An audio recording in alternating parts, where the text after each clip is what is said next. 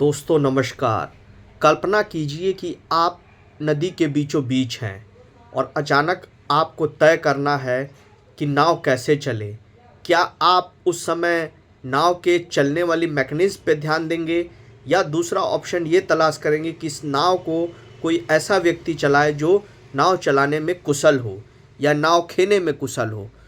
तो सोचिए कि यही चीज़ एक बहुत बड़े कॉन्टेक्स्ट में यदि हम देखें, जो स्टेट होता है उसमें या राज्य होता है या कोई देश होता है, उसे कौन चलाए। आज के मौजूदा परिवेश में लोकतांत्रिक जो ढांचा है उसको सबसे सही माना जाता है, लेकिन क्या यही ढांचा सबसे सही है? क्या इस ढांचे में कोई खतरे नहीं हैं?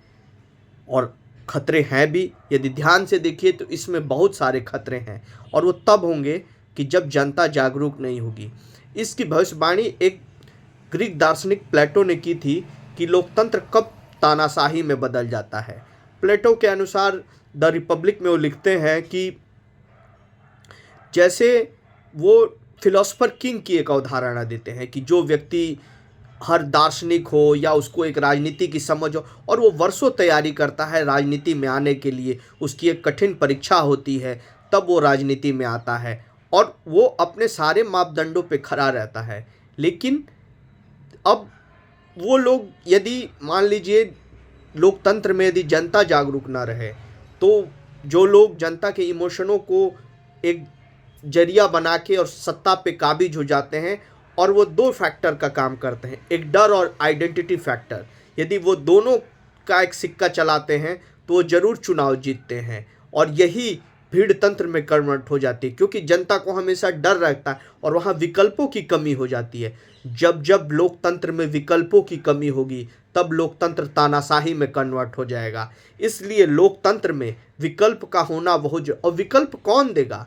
विकल्प देगा इसी समाज से निकले हुए व्यक्ति जो जागरूक हों, जो लोकतंत्र में सत्ता को चुनौती दे सकते हैं, उनसे सवाल पूछ सकते हैं, अपने अधिकारों के लिए लड़ सकते हैं। यदि डर का साया उन पे यदि लोगों पे आने लगा और उनकी जबानें बंद हो गई, और जिसे मीडिया, जिसे हम फोर्थ पिलर ऑफ डेमोक्रेसी करते हैं, वो शांत और सत्ता के साथ कदम ताल करता रहेगा, तो वही चीज़ तानाशाही में बदल जाएगी। और यदि मीडिया, जो फोर्थ पिलर ऑफ डेमोक्रेसी है, यदि वो कटाक्ष करे, सवाल पूछे और जायज़ सवाल पूछे, यदि सरकार ने विकास किया है तो उसको भी स्वीकार करे, और यदि सरकार ने कोई गलत काम किया है उसको भी पूछे, तो देखिए लोकतंत्र हमेशा जिंदा है। क्योंकि जनता तक वही इन्फॉर्मेशन पहुंचती है जो मीडिया दिखाता है, और जनता जागरूक रहेगी तो हमेशा जो सत्ताधारी पार्टी रहेगी वो अपने टो पे खड़ी रहेगी और वो कभी तानाशाही में कन्वर्ट होगी नहीं हो पाएगी।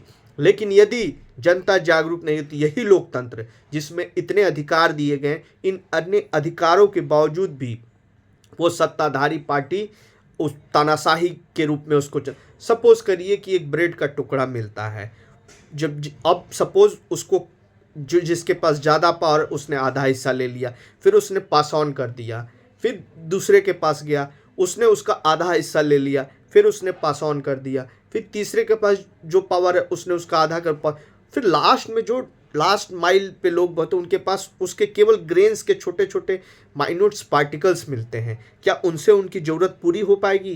क्योंकि जो पाई का सबसे बड़ा शेयर था वो तो जिसने जो सत्ता पे काबिज है उसने ले लिया है। उसी तरह इकोनॉमिक इसमें जो बड़े बड़े बिजनेसमैन हैं जिनके पूरी जन उसके कैपिटल उनके पास है, तो क्या करेंगे? एक्सप्लॉयट करेंगे चीज़ों को। यदि वो सस्टेनेबल तरीके से या जेन्युइन तरीके से चीज़ों को डिस्ट्रीब्यूट करें तो कभी, इसीलिए कैपिटलिस्ट तभी गड़बड़ हो जाती है जब केवल वहाँ प्रॉफिट मोटिव होता है और डेवलपमेंट मोटिव नहीं रहता है। यदि डेवलपमेंट मोटिव रहे और लोगों के विकास का मोटिव रहे तो प्रॉफिट सबको कमाना चाहिए, लेकिन वो प्रॉफिट इतना नहीं कि वो ग्रीड में कन्वर्ट हो जाए। अब ग्रीड ओरिएंटेड प्रॉफिट कभी नहीं होना चाहिए।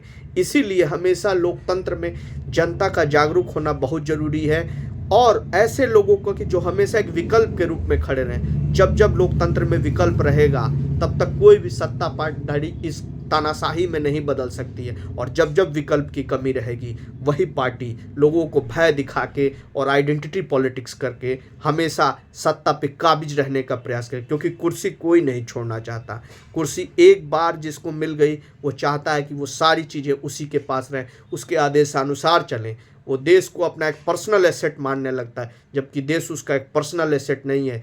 देश सबके मेहनत, सबके चीज़ों का एक प्रयास है। इतनी सदियां बीत गई, इतने लोग हुए और उन्होंने उनके कंट्रीब्यूशन का वो है। इसलिए हमें यदि लोकतंत्र को बचाना है तो सभी को जागरूक होना पड़ेगा और सरकार को उसके हर फैसलों पे चुनौती देनी होगी, चाहे और अपने अधिकारों की मांग करनी होगी।